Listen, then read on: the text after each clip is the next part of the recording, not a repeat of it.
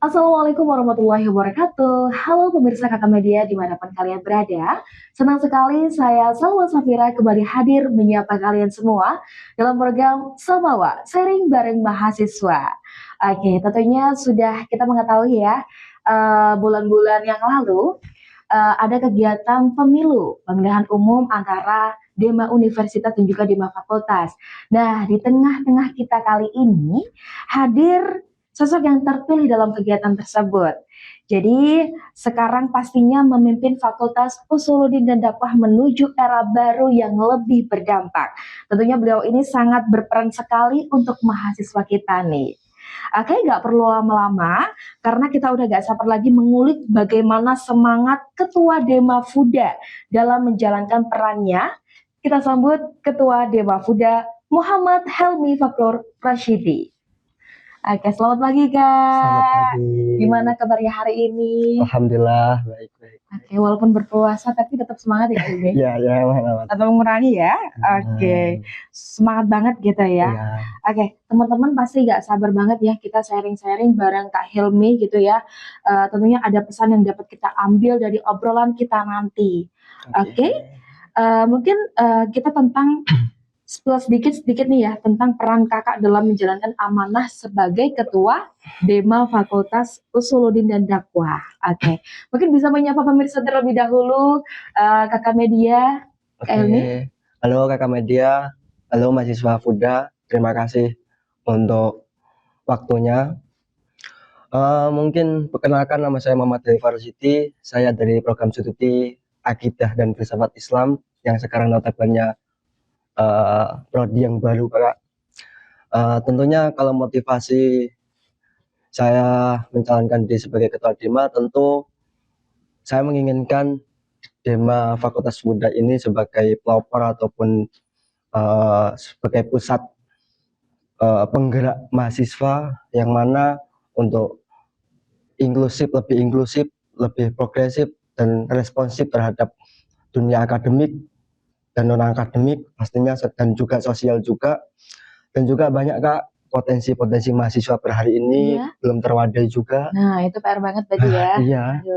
Belum terwadai. Terus kita aspirasi kawan-kawan yang ada di Fuda juga itu banyak sekali tentang fasilitas, tentang dosen-dosen yang tidak mumpuni, dan mata kuliah itu banyak sekali. Maka saya hadir untuk mewadahi teman-teman yang ada di Fuda tentunya untuk menyalurkan aspirasi teman-teman juga gitu. Oke, baik, tentunya motivasinya sangat menggugah semangat juga ya Kak Ilmi gitu ya. Oke, mungkin gini, ketika setiap kepemimpinan gitu ya Kak Ilmi pasti punya identitas nih ya. Nah, apa sih nama kabinet yang kakak bawa periode ini dan apa makna atau filosofi di baliknya terkait semangat era baru? Oke. Kalau ngomongin semangat sekarang di Fakultas Fuda itu yang kemarin udah tak riliskan di Instagram Dema juga, namanya kabinet kita Candra di Muka, yang berawal kita ambil dari kata Kawah Candra di Muka. Kawah Candra di Muka itu ada di Jawa Tengah, yang kalau ngomongan filosofi Jawa itu lebih ke Gatot Kacanya. Gatot Kaca ya, perwayangan gitu ya. Perwayangan Gatot Kaca. Sebelum Gatot Kaca itu sebagai orang yang kesatria, yang kuat, dia itu dulunya ditempah terlebih dahulu di kawahnya Candra di Muka tersebut. Dia itu ditempah dengan panasnya proses, panjangnya proses, lalu dia memunculkan istilah Gatot Kaca itu otot kawat tulang besi. Nah itu. Nah, untuk mengimplementasikan di sebuah dewan eksekutif, tentunya saya menginginkan dewan eksekutif itu sebuah orang-orang yang di dalamnya itu ditempah ataupun melalui proses yang panjang untuk jadi diri yang lebih baik. Itu Candra di Mukanya. Untuk kawahnya itu di fakultas adalah tempat di mana seseorang yang mencari ilmu, mencari jati dirinya, itulah kawahnya yang saya implementasikan di fakultas tersebut gitu Kak. Oke, namanya. Berarti seakan-akan ini ya kayak filosofinya tuh panjang banget. Panjang gitu banget ya. Di apa? Tadi filosofinya apa? Kawah sama? Kawah canda di muka, namun kita ambil canda di muka saja, kabinet canda di muka itu yang kita ambil. Oke, oke. Bagus banget ya teman-teman. Jadi ketika kabinet ini ada filosofinya tersendiri nih ya, Iya, ada makna tersendiri nih ya. iya, Oke, ketika menjabat sebagai ketua Dema nih, Kak iya, Ilmi, tentu bukan hal yang mudah ya, gitu ya. iya. Pasti tentunya ada harapan besar juga nih ya.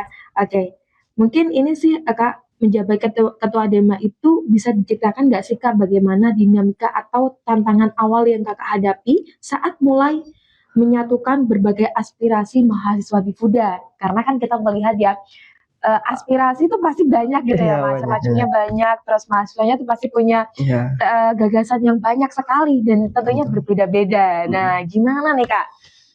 Nah, itu kalau ngomong tantangan per hari ini itu sangat sulit sekali kawan-kawan. Karena kita melihat di Universitas UIN Syekh ini kita fakultas terbanyak ataupun prodi yang terbanyak.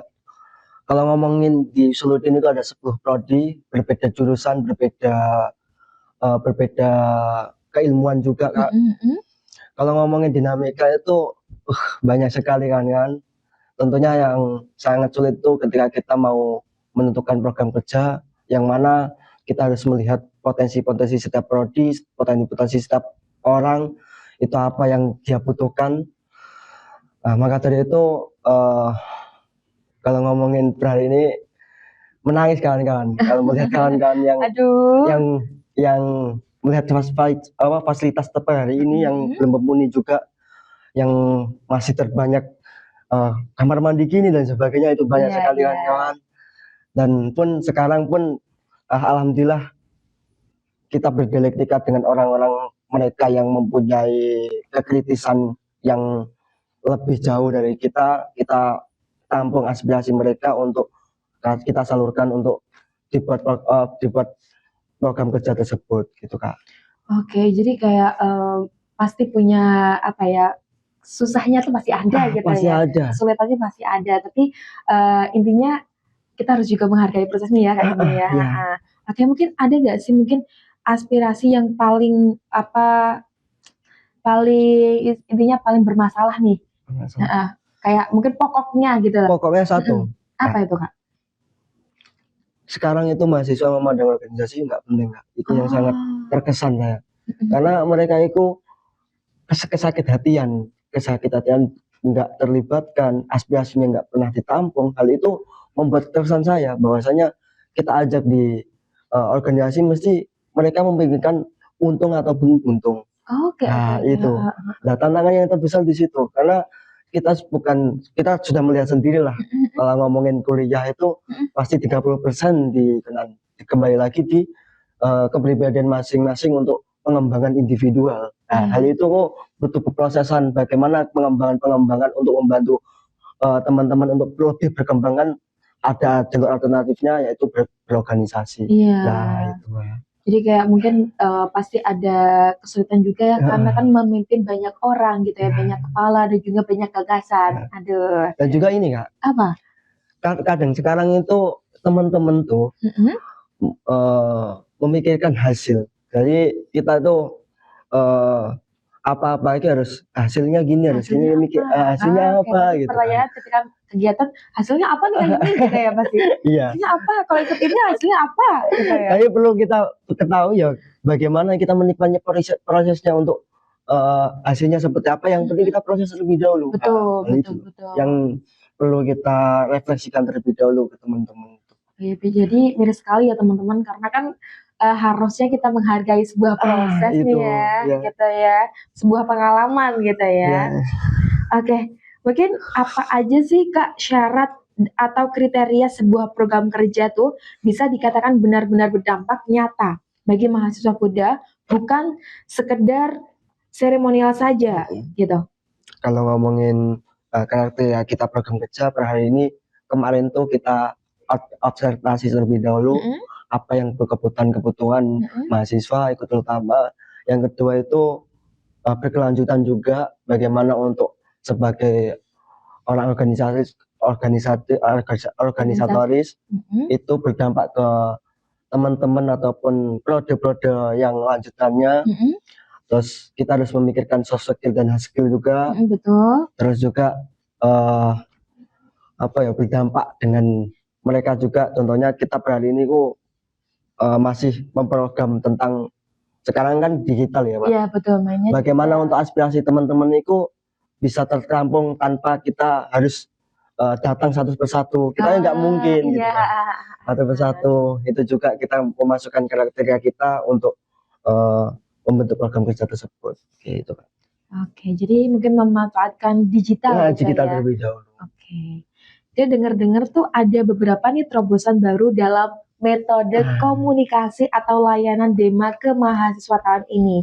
Kenapa Kakak memilih metode tersebut sebagai media utama untuk menyerap aspirasi? Karena kan kita melihat kalau komunikasi dalam organisasi itu sangat penting nih Kak ya, gitu. Gimana nih Kak? Nah, kalau per hari ini kok yang saya bilang tadi tentang digital sekarang gitu lebih ke modern digitalisasi.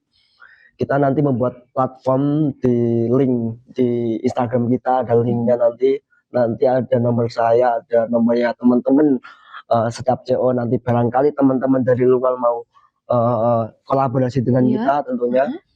Nanti kita di situ ada platform itu, nanti di dalamnya ada kritikan dan saran dan aspirasi mahasiswa untuk mengetahui. Ya kita kan tidak mungkin datang satu persatu karena kalau ngomongin di Fuda itu mahasiswanya lebih dari 2.000 lebih gitu. 2.000 lebih. Kita nggak bisa datang satu persatu gitu kan. Maka dari itu alternatif dari kita membuat platform itu. Dan juga kita kerjasama dengan ketua SEMA juga, SEMA Fuda untuk menampung aspirasi tersebut. Karena per hari ini banyak sekali kendala-kendala yang ada di Fakultas Usuluddin tentunya. Meskipun Fakultas Usuluddin itu sekarang notabene lebih tinggi daripada fakultas lain karena ada lift, ada itu pasti kan teman-teman masih ada kritikan-kritikan ataupun saran untuk di tataran dekan ataupun di tataran ormawa itulah. Tentunya juga aspirasinya ini kan juga berdampak pastinya kita ingin semua itu Fuda itu lebih baik lebih baik gitu ya. Mungkin jangan satu-satu tapi dengan digital kita bisa menampung semua aspirasi dari teman-teman Fakultas Usuluddin dan Dakwah gitu ya. Oke, selain kegiatan internal nih, bagaimana Kakak membangun rasa kekeluargaan dan kolaborasi dengan mungkin HMPS di lingkungan fakultas agar visi era baru itu bisa sejalan sampai ke tingkat bawah gitu. Kalau ngomongin bersinergi dengan HMPS tentu itu karena kita masih berstruktural dengan mereka itu pasti. Namun kita kalau ngomongin bagaimana untuk teman-teman bisa saya rangkul itu saya berkomitmen ataupun saling bergandeng tangan itu tentunya. Tapi kita ada dua hal yang kemarin disepakati oleh ketua-ketua kita, yaitu humanis dan bersinergi. Dengan kata dua itu, humanis dan bersinergi, tentunya kita itu bisa melihat bahwasanya kebanyakan dalam periode-periode sebelumnya itu ada renggang antara HMPS dan Dema. Ya. Karena gini, HMPS itu kurang dilibatkan dalam tataran Dewan Eksekutif. Jadinya ya udah mereka fokus dengan prodinya masing-masing. Nah, dari situ periode saya mau membawa untuk entah nanti programnya seperti apa di prodi masing-masing. Kita semua di HMPS ikut keterlibatan. Contohnya nih di KPI misalnya Kak. Ada workshop ataupun pelatihan public speaking gitu. Dan nanti kita di bawah itu ada namanya media partner Kak. Media partner itu pempublishan bagaimana teman-teman bisa prodi lain bisa mengetahui akan agenda tersebut. Jadi kita saling membantu antusias gitu. Karena tema kita dari periode ke depan ini itu humanis. Saling satu sama lain untuk membantu gitu. Satu kesatuan ya. Ya, satu kesatuan. Gitu. Jadi enggak fokus dengan ya udah aku prodi ini enggak gitu. Akhirnya kan mecah-mecah nih sendiri HMS sendiri gitu ya. Oke kan apalagi prodi kita di Fakultas Usuluddin banyak banget gitu ya. Oke, jadi tentunya terobosan baru ya. Oke. Sejauh ini nih Kak Ilmi, bagaimana sih respon dan antusias teman-teman mahasiswa Fuda terhadap perubahan atau gaya kepemimpinan yang Kakak bawa di awal periode ini? Nah, ini nggak bisa saya nilai ya, Kak. Karena aku sendiri ya juga hari ini sebagai ketua pun biasa-biasa aja dengan teman-teman yang lain. Karena bagiku jabatan adalah ya udah jabatan, sebenarnya kita teman gitu loh. Ya udah kita ngobrol berdialektika bersama. Karena bagiku kenapa sih sebagai mahasiswa itu nggak, ayolah kita berdialektika bersama untuk membangun budaya yang lebih baik. Karena per hari ini mesti teman-teman itu merasa ya udah ini punya jabatan di kampus ya udah nggak mau gitu loh. Nah itu bagiku nggak. Tidak membeda-bedakan Iya ya. Oke. gitu loh.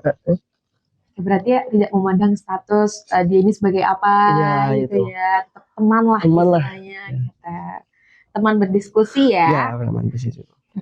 Oke, sebagai ketua Dema Usuluddin nih Kak, pasti super sibuk nih ya. Kita tahu kakaknya ini juga hadir di tengah-tengah kita ini juga sebenarnya menyisihkan waktu nih teman-teman.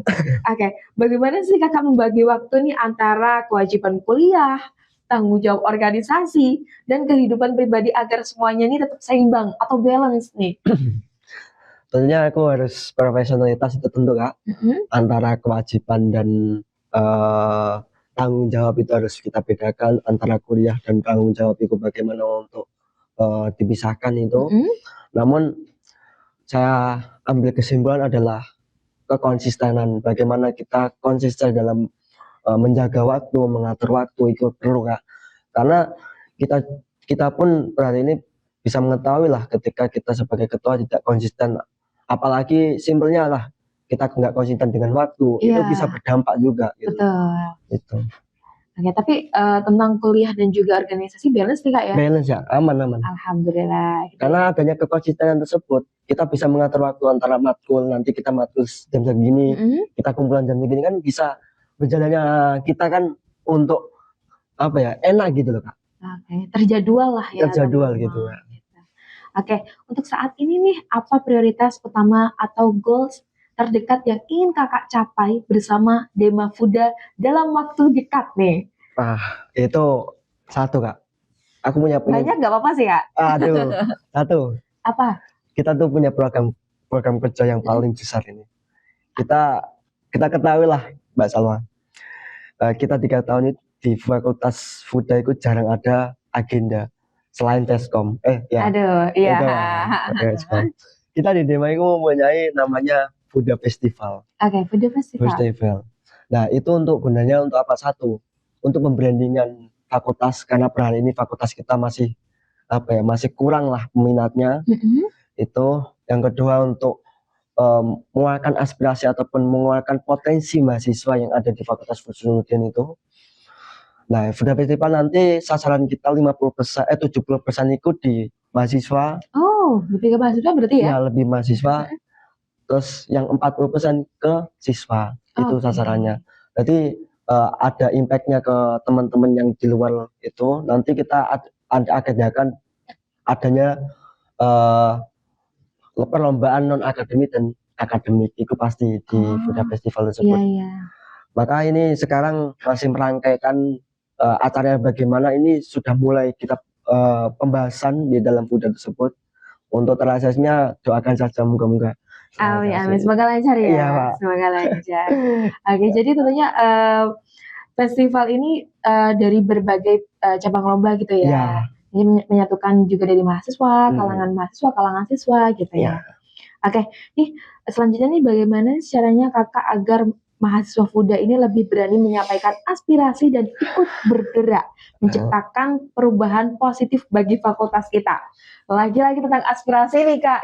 Aduh, kita melihat Fuda kan banyak banget nih. Gini Kak, kalau ngomongin bagaimana teman-teman mahasiswa itu bisa beraspirasi, itu kita harus membuat budaya-budaya kritis terlebih dahulu untuk menaikkan grit ataupun menaikkan kemauan untuk berdelegat tersebut. Nah, kita mempunyai program kerja yang membuat mereka itu bisa berpikir dan bisa berdelegat. Namanya adalah forum literasi. Oke, forum literasi. Forum literasi. Nah, forum literasi nanti kita buat sedemikian ini, Departemen Intelektual masih mengolah bagaimana untuk menyatukan teman-teman di 10 prodi itu bisa berdialektika bersama, karena mereka 10 prodi itu mempunyai idealis masing-masing, Kak. Iya, Mempunyai betul. idealis masing-masing, mempunyai kultural masing-masing, maka dari itu bagaimana untuk caranya kita untuk menyatukan itu butuh formula strategi yang mantap gitu, biar kita bisa menggunakan forum tersebut itu bisa menaikkan grade untuk sama-sama kritik, sama-sama Iya. berdialektika. Itu yang pertama. Yang kedua, kita harus mempunyai strategi yang mana mereka itu tentu kalau ngomongin per hari ini, kalau ngomongin mahasiswa ya, itu mesti manut dengan dosen. Nah, sasaran kita itu bagaimana untuk menentang hal tersebut. Karena di prodi saya di Alkitab Filsafat itu kita dengan Tuhan pun menentang gitu. Aduh, Apalagi coba dijelaskan nih ke pemirsa, menentang itu menentang yang seperti apa gitu ya?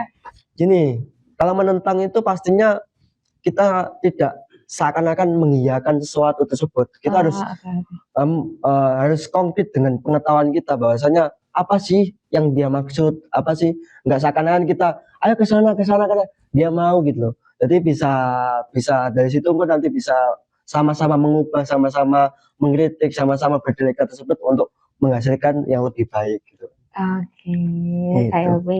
Jadi tentunya banyak step by step gitu ya, banyak penyusunan program kerja yang harus disusun lebih baik lagi nih ya. Oke, setelah masa jabatan di Dema nih Kak berakhir, apa harapan Kakak untuk masa depan Dema Fuda dan apa rencana karir atau target pribadinya Kak Helmi selanjutnya? Tentu menyelesaikan program studi tentu itu. Terus kalau ngomongin untuk kedepannya mungkin insya Allah melanjutkan S2 di program studi filsafat juga, insya Allah. Amin, semoga dilancarkan ya. Amin. Nah itu tetap ngomongin harapan ke depan ketika saya sudah demisioner ya Kak. Mungkin bisa membawa Fuda ini lebih baik lagi, itu tentu.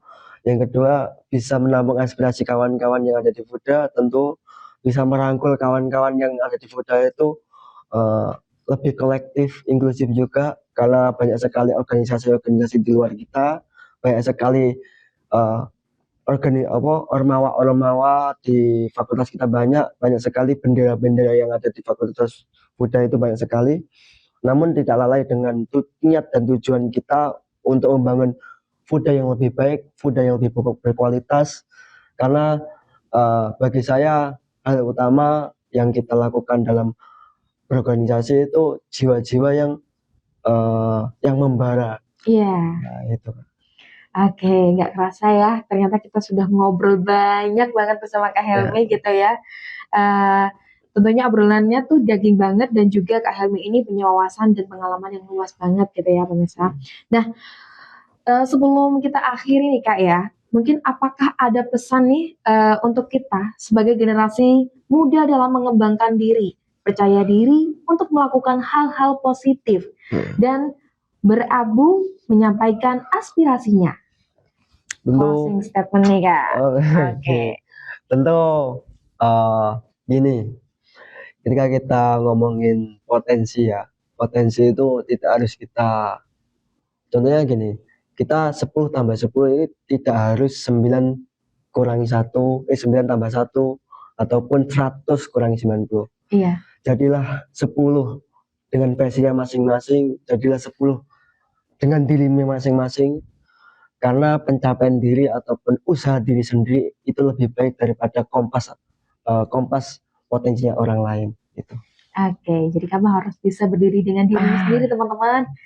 Oke, ternyata kita sudah di akhir penghujung acara gitu ya. Kita pamit undur diri. Semoga perbincangan kita kali ini bermanfaat dan menambah wawasan. Juga kami mengucapkan terima kasih banyak kepada Kak Hilmi sudah berkenan hadir di tengah-tengah kita, sudah mau sharing-sharing bareng kita. Terima kasih Kak Hilmi. Terima kasih. Oke, sebelum kita akhiri, ada sedikit pantun dari aku. Beli takjil di pinggir jalan, antrinya panjang sampai ke ujung. Terima kasih Kak Helmi yang jadi panutan, semoga amanahnya nggak tanggung-tanggung. Amin, amin. Oke, selamat menjalankan puasa hari ini. Saya Salwa Safira Mustafa pamit undur diri dan wassalamualaikum warahmatullahi wabarakatuh.